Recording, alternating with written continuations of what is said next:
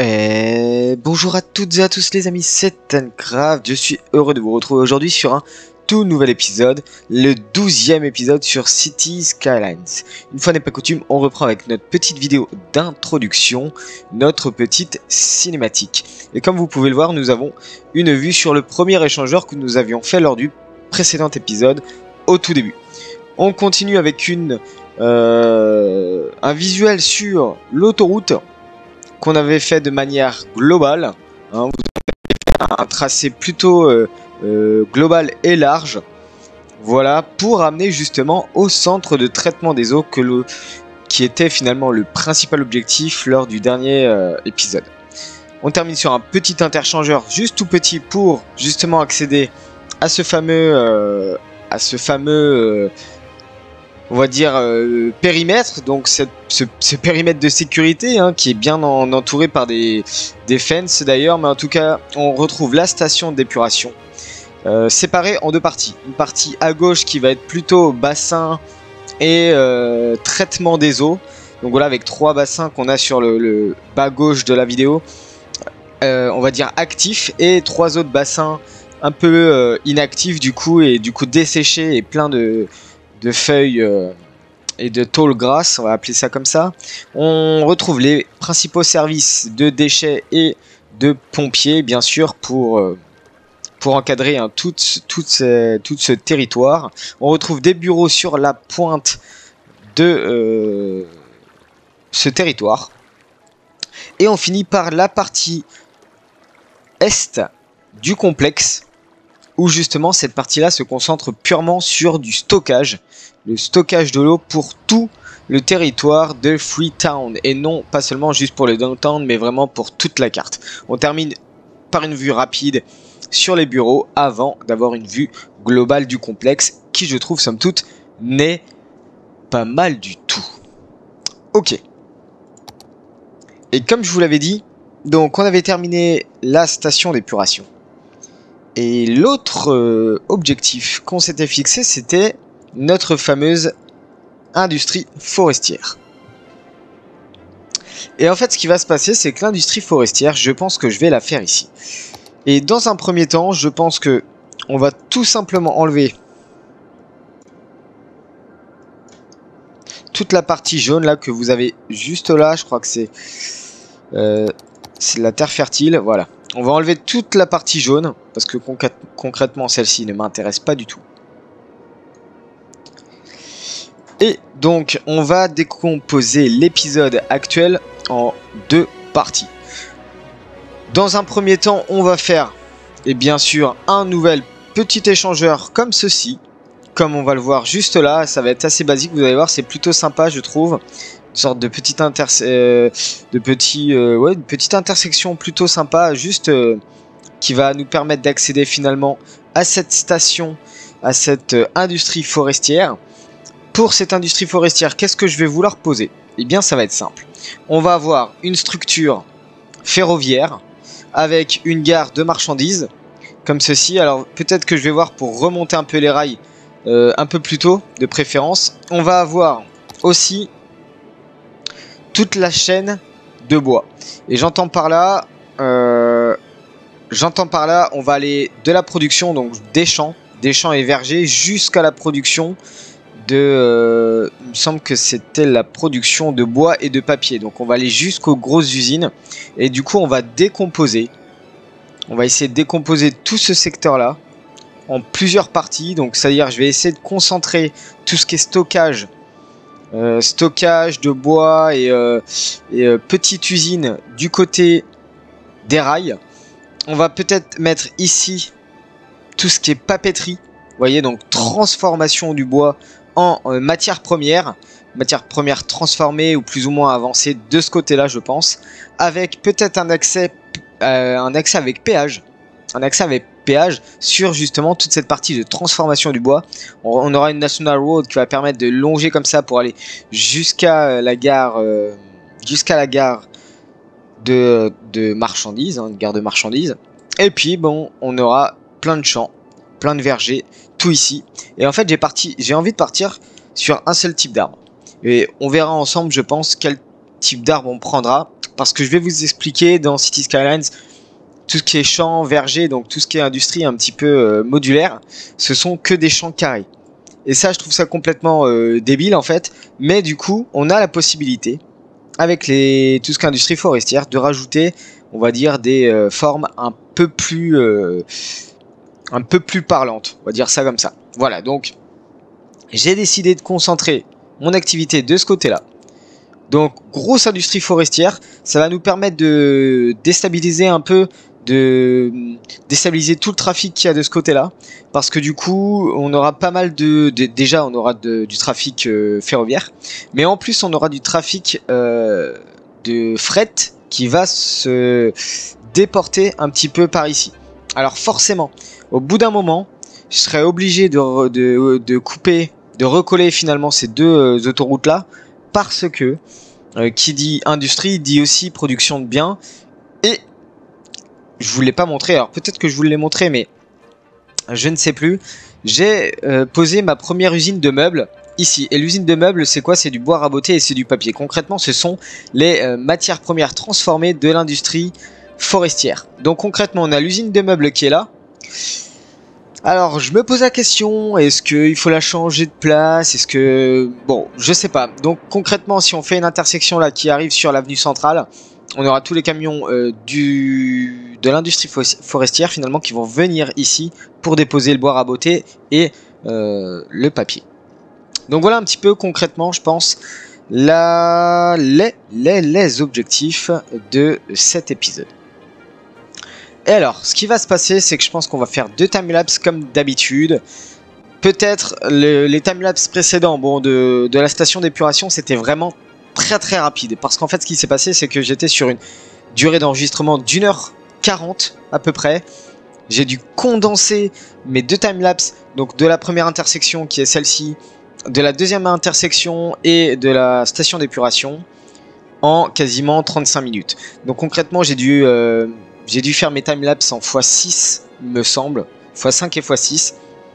Donc là, on sera sur un timelapse, mais beaucoup moins accéléré, parce que je pense que je vais pas avoir besoin d'1h30 pour faire mon industrie forestière. Voilà, c'est ce que je pense. Après vous... Bon, qui sait, on ne sait pas le futur. Bon les amis, avant de commencer, je vous invite à venir liker, vous abonner, à commenter si le contenu vous plaît. N'hésitez pas à commenter, à me dire ce que vous en pensez de toutes les structures que je monte. Et n'hésitez pas à me dire aussi ce que vous voulez que je fasse, si vous voulez voir des choses précises. Je continue par dire merci de partager la vidéo, ça m'aidera énormément, ça aidera énormément la chaîne. Et n'hésitez pas à vous abonner à mon Twitter qui vous permettra d'être au courant des dernières news et en particularité de l'annonce des lives. Voilà, donc les amis, on est parti, je pense, pour un premier timelapse. Ça va être très rapide, je pense, pour la construction de la petite intersection qui va pouvoir desservir la zone industrielle forestière. Eh bien les amis, on est parti, on se retrouve tout à l'heure.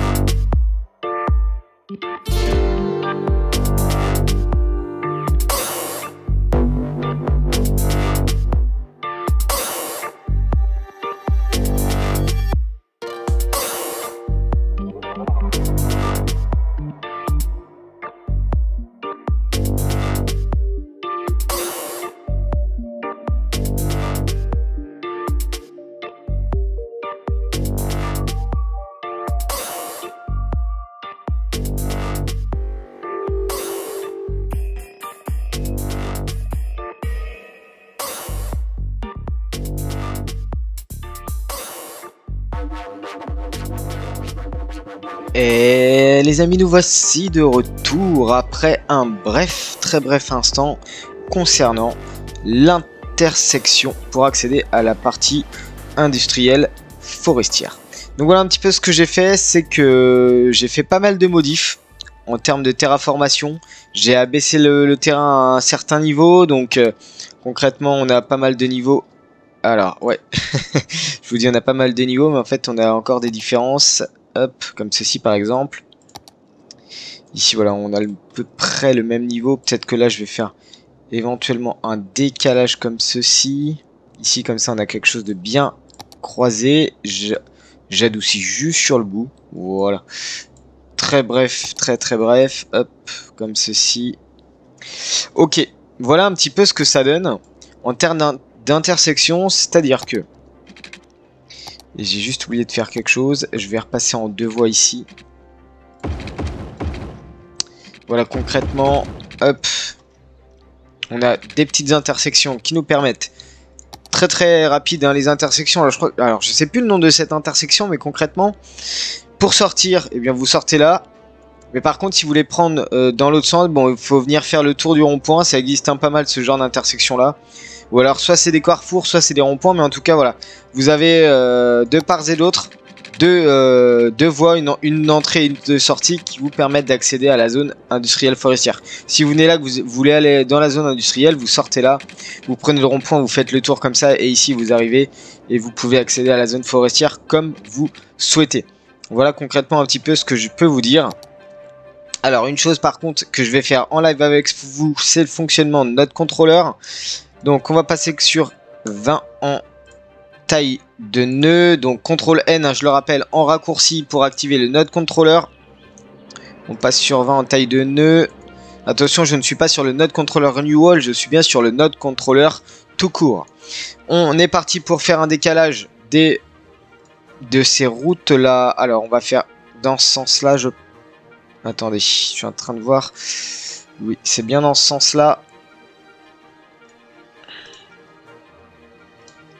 Hop, et ici encore une fois. Voilà, nickel. Donc là, concrètement, ça s'aligne plutôt pas mal. Ici, ça va être la même. Donc on va décaler de 2. Hop, voilà. Ici aussi du coup. Non, dans l'autre sens. Voilà, de 2. On redescend, on fait celui-ci. De 2 ça suffira et voilà. Donc concrètement voilà, on va pouvoir faire une petite insertion plutôt sympathique. Je vais vous montrer ça. On termine avec Intersection Marking Tool. Tout simplement on va diviser la voie, hop, comme ceci. On fait les lignes continues, on fait les lignes fixes, on finit par l'interchangeur, enfin plutôt le remplisseur, hop, comme ceci. Et voilà. Et là on vient mettre un chevron pour bonifier un petit peu l'intersection. Voilà, tout simplement une intersection qui est quand même beaucoup plus belle, hein. Au niveau de la gestion des lignes, on passe bien ici, ici et ici. On va faire pareil pour la sortie. Hop, ici. Voilà, comme ça on a du 2 voies, c'est le système de biffage, je vous l'ai déjà expliqué. 2 plus 1 égale 3. 3 égale 2 plus 1. Voilà, tout simplement, c'est pas plus compliqué que ça. Ici, on est reparti pour Intersection Marking Tool. On trace. Hop, alors, je me suis trompé. On trace nos fameux traits. Donc, traits pointillés. Et ici, on est parti pour le remplisseur avec la touche de raccourci, pardon, Alt. Voilà, on passe sur un chevron en parallèle. Alors, en parallèle, on a bien dit comme ceci, avec peut-être 1,5. Voilà, entre les... Très bien. On va faire rapidement de l'autre côté, pareil. Hop, on se met dans le bon sens. Allez, on est parti. On maintient mage pour faire une ligne continue. On ne touche à rien pour faire une ligne pointillé, et pour faire les remplisseurs on maintient Alt. Alors des fois le chevron il fait une petite forme arrondie, là je sais pas pourquoi il ne la fait pas, Donc faudra bien voir ça. Faudrait que je vois ça parce que je sais pas trop là pourquoi il ne me fait pas le fameux chevron en forme arrondie. Ok, on gère ici aussi pareil. Mage. Mage. Alt pour faire le chevron. Hop. Voilà, on est parti pour inverser dans le sens. Ici, on tire le tiret. Ok, très bien. On est parti pour la gestion des voies. Ok, ok, ok. Ici, de ce côté-là, on passe sur du 2. 2-1, ok. Il faut juste qu'avec notre contrôleur, donc CTRL N, je fasse un petit décalage de tout ça vers la gauche. -2, 2. Concrètement, ouais, on peut le laisser comme ça. Je pense que c'est pas mal. Ici, par contre, un petit décalage. 2, -2. Voilà. Un petit peu ce que ça donne. Donc là, c'est quand même beaucoup plus fluide, beaucoup plus beau. On a des belles intersections, des belles rentrées d'autoroute. Ici, il y a un souci. Il y a un souci, c'est que... Pourtant, je suis bien sur Make Sloped, mais concrètement, il me fait une sorte de dodane. Ouais, c'est juste magnifique. Hein, on va se l'avouer, hein, c'est juste super beau. Bon, je pense que c'est parce que les deux nœuds sont très très près. Hein. Vous voyez, vous avez un nœud ici et un nœud là. C'est pour ça, je pense qu'il y a un petit décalage comme ça. Bon, voilà un petit peu le zonage d'intersection. Maintenant, les amis, on est reparti pour un zonage pour faire la zone industrielle. Donc, ça va être un timelapse qui va être un petit peu plus long. Et on se retrouve juste après.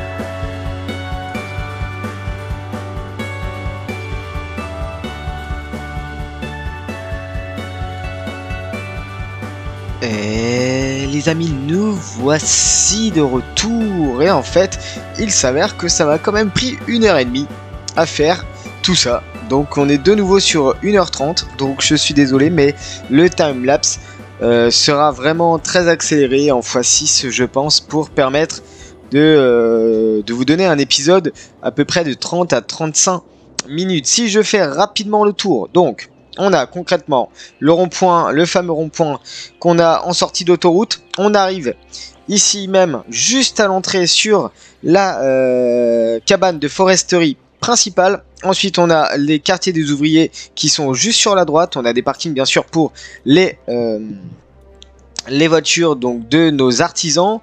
Ici, donc, on arrive concrètement, ça devient du chemin de terre, j'ai envie de dire. On arrive sur tout ce qui est entrepôt. Entrepôt avec le terminal de train de marchandises qui est juste au bout, hein, bien sûr, avec l'accompagnement d'une gare. Donc, j'ai pas d'assets de train, je pensais en avoir, mais des hangars pour ranger les trains et donc la fameuse chemin de... Enfin, j'aurais bien mis des trains ici avec plein de bois dedans, mais bon, concrètement, j'ai pas les assets.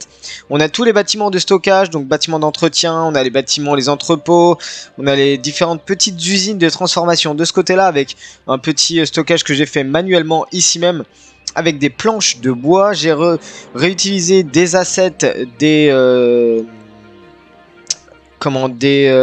quartiers industriels forestier mais créé par City Skylines. Voilà, donc là concrètement, bon là il n'y a pas assez de matériaux bruts, c'est normal. Ensuite, donc tout ça c'est la partie un petit peu entrepôt, accès à la gare, ok, que en chemin de terre. Ensuite on a concrètement une rue centrale qui va venir séparer de manière globale tous ces entrepôts avec toute la partie bois. Je suis parti sur l'être en bois et concrètement, vous voyez, j'ai mis ici, vous voyez, j'ai mis des champs, mais en fait pas partout. C'est-à-dire que j'ai réutilisé le lettre pour faire des formes un petit peu plus géométriques aléatoires. Concrètement, ici, on a des triangles, tout ce qu'on ne pourrait pas avoir juste en mettant les champs de hêtre. Donc voilà, j'ai mis des champs de hêtre, puis je suis venu rajouter des hêtres à la main, justement, avec le Propline Tool, il me semble, le mode. Concrètement, ça nous donne un beau paysage, une bonne structure boisée, avec bien sûr de la forêt ici, là. Ici, j'ai mis que des hêtres, mais en fait, qu'on ne va pas utiliser concrètement. Ce sont des hêtres plus de décoration. Voilà ce que j'ai fait. J'ai terminé toute la partie là. Concrètement, si on revient sur notre rond-point et que par contre, on part sur la gauche, on arrive sur un péage. Alors, on a encore la possibilité d'aller dans la partie boisée, mais concrètement, on arrive sur la partie péage. On rentre dans le péage. Ici, c'est, on va dire, un circuit à double sens. Vous rentrez là, vous avez toute la partie production de matières premières et vous ressortez là pour retourner sur le péage et retourner sur l'autoroute. Voilà concrètement un petit peu ce que j'ai. Ici, j'ai mis deux papeteries, on va dire copier-coller, hein, bien entendu, avec juste sur la fin de la papeterie, donc je me suis dit que les bâtiments collaient plutôt bien. L'entrepôt de granulés, l'usine de granulés biomasse qui permet de transformer tout ça, et sur la fin, l'entrepôt de copeaux de bois justement, qui permet entre guillemets d'avoir une chaîne de production de bois plutôt linéaire. Voilà, sinon j'ai mis des parkings et des petits bureaux, hein, bien sûr, pour bureau de mécanicien, bureau de comptabilité, bureau de gestion, pour contrôler toute cette partie de production de bois et de matières premières liées au bois. Ici on a quand même un recycling center, bien sûr, parce qu'on a beaucoup de déchets liés à ces énormes usines. J'avais peut-être eu l'idée, mais alors ça sera pas dans cet épisode, de faire éventuellement, mais après avoir en fonction de l'estuaire, de faire éventuellement de ce côté-là des petits quais et faire un port, un tout petit port de marchandises en fait. Voilà, pour contrecarrer. Donc on a et le train et le port de marchandises. Je me suis dit peut-être, pourquoi pas, je vais voir, je ne sais pas trop encore. Donc voilà un petit peu la grosse industrie forestière qui est au nord, enfin plutôt au sud en fait, si on se place dans ce sens-là, au sud de la ville. Donc vous voyez concrètement quasiment la même taille que la station d'épuration. Moi j'aime bien faire des gros projets comme ça ici et là, Et là, concrètement, c'est un projet qui est plutôt sympa. Maintenant, à voir si au niveau du trafic, ça fonctionne. Et si au niveau de la chaîne de production, ça fonctionne. Sinon, si ça fonctionne pas assez, s'il n'y a pas, par exemple, assez de matière intermédiaire ou de matière finale, je remettrai ici et là des petits bâtiments, je pense. Bon, en tout cas, les amis, n'hésitez pas à me dire ce que vous pensez de cette industrie forestière. Je vous mets une petite vue comme ça. Moi, sur ce, je vous mets à contribution. N'hésitez pas à liker, à vous abonner, à commenter. Je me répète, hein, mais c'est ultra important pour la chaîne. N'hésitez pas à me follow sur Twitter et à venir pendant mes lives pour discuter avec moi si vous avez plein de questions. N'hésitez pas, je vous en prie les amis, ça m'aidera beaucoup. En tout cas, sur ce, je vous souhaite une très bonne journée. Prenez bien soin de vous et je vous dis ciao.